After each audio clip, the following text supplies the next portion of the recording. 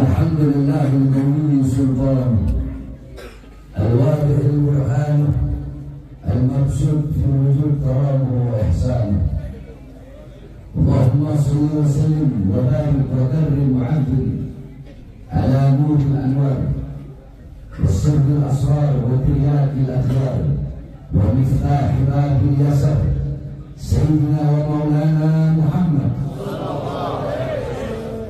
محمد المختار وآله الأطهار وأصحابه الأخيار عدد نعم الله وإفضاله. أما بعد. Saya muliakan para alim ulama, para habaib, para kiai, para asatidz, para tokoh masyarakat, segenap aparat pemerintah, khusus guru kita Habib Hashim Haddad. Saya muliakan Sahibul Hajat, saudara kita yaitu Heri, yang pada malam hari ini melakukan acara tasyakuran atas anak yang difitnah beserta seluruh keluarga besarnya. Alhamdulillah. Jadi Heri ini pintar. Saya ini datang di Cipanas, Cianjur, sama keluarga, sama santri, oke kayak gunung. Baru nyampe semalam dia bilang mumpung ada Habib, kan harus susah. Jadi mumpung ada Habib, besok mau kita punya anak. Boleh apa? Jadi acara besoknya kita punya anak. Sebab dia tahu kalau dia undang dulu, pasti bakal berjadwal. Kalau bertemu sampai 2027. Tapi alhamdulillah, karena Heri masya Allah orang yang baik, dengan hati yang bersih, jiwa yang tulus, sehingga menjadi sebab anda bisa dulu pada malam hari ini bertatapan dengan saudara-saudara semua untuk kita melakukan anak daripada Heri dan kita mudah-mudahan kita anak yang soleh. Amin. Amin. Amin. Saudara-saudara, sedikit saja saya tidak akan lama-lama karena pada saya ini habis main paintball dari biru-biru badan semua. Walaupun sedikit insya Allah bermanfaat. Saudara-saudara sekalian yang dimuliakan oleh Allah Subhanahu wa Ta'ala,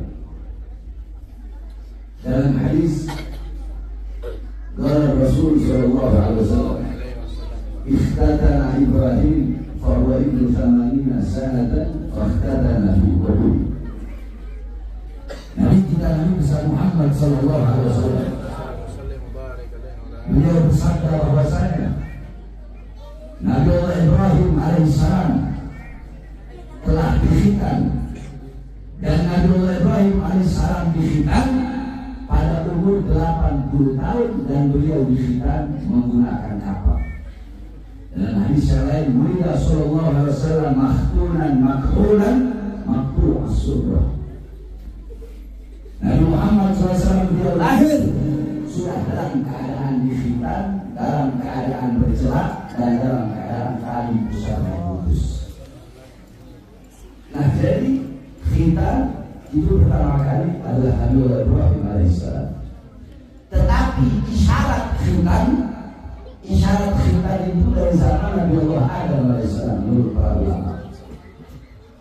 Bahwasanya Nabi Allah Adam alaihissalam ketika Allah keluarkan dari surga, Allah turunkan ke dunia selama ratusan tahun, taubat Nabi Allah Adam belum Allah terima. Akhirnya Nabi Allah Adam alaihissalam nadar, ya Allah, jika engkau menerima taubatku, maka aku akan mengorbankan sebagian anggota tubuhku. Ketika Nabi Allah Adam alaihissalam sampai di kota Mekah dan Allah terima taubatnya, maka Allah berkata, wahai Adam, tunaikan nazarmu, potonglah kulfa. Kulfa adalah ujung kemaluan laki-laki. Ini syarat khitan dari zaman Nabi Allah Adam alaihissalam. Bagi laki-laki yang dikhitan adalah kulfa, ujung kemaluan. Bagi perempuan yang dikhitan adalah bager, sama ujung kemaluan juga.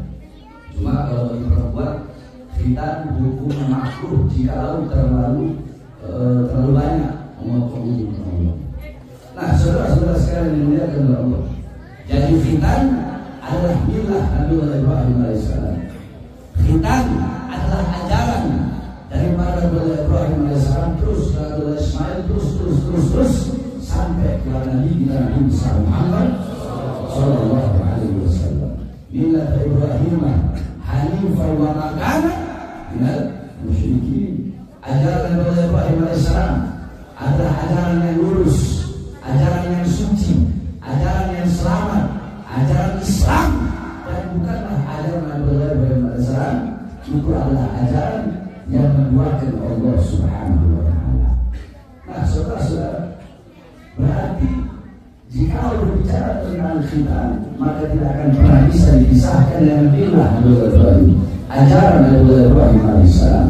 Maka hendaknya kita sebagai orang tua mengenalkan anak-anak kita siapa itu Nabi Ibrahim alaihissalam, seorang khalilullah, seorang kekasih Allah Subhanahu wa taala. Kenapa Nabi Ibrahim alaihissalam menjadi khalilullah, menjadi kekasih Allah Subhanahu wa taala? Para ulama berkata, Nabi Ibrahim alaihissalam menjadi khalilullah, menjadi kekasih Allah itu karena 3 perkara. Salah satunya Nabi Ibrahim alaihissalam lebih taat kepada perintah Allah daripada perintah selain Allah Subhanahu wa taala.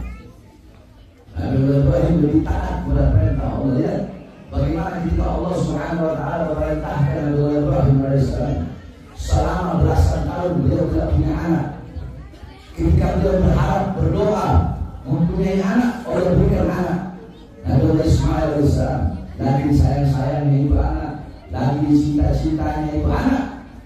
Allah perintahkan untuk menyembelih Nabi Ismail alaihissalam, anak semata-matanya. Apakah Nabi Ibrahim pakai injil? Enggak. Apakah Nabi Ibrahim berkata atau mengeluh, ya Allah, kenapa kau perintahkan aku untuk menyembelih anakku? Sedangkan aku baru punya anak, aku bertahun-tahun tak punya anak, aku punya anak, aku sayang, aku cinta kepada anakku. Apakah Nabi Ibrahim mengeluh seperti itu? Ya.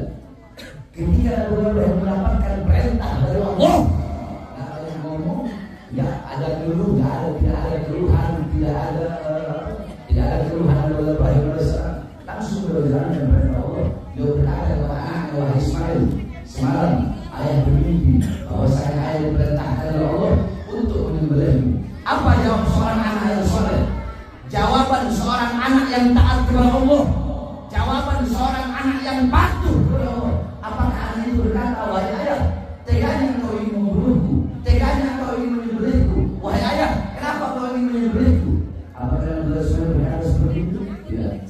Seorang ayah dan anak yang taat dan patuh kepada Allah, ketika mendapatkan perintah dari Allah, Nabi Ismail berkata, wahai ayah, jika itu adalah perintah dari Tuhanmu, jika itu adalah perintah dari Allah, maka laksanakan.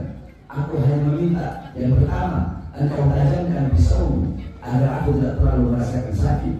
Yang kedua, engkau palingkan wajahku dari wajahmu, jangan sampai engkau melihat wajahku, palingkan kepalaku, karena aku khawatir kau akan merasa kasihan dan iba ketika engkau akan menyembelihku.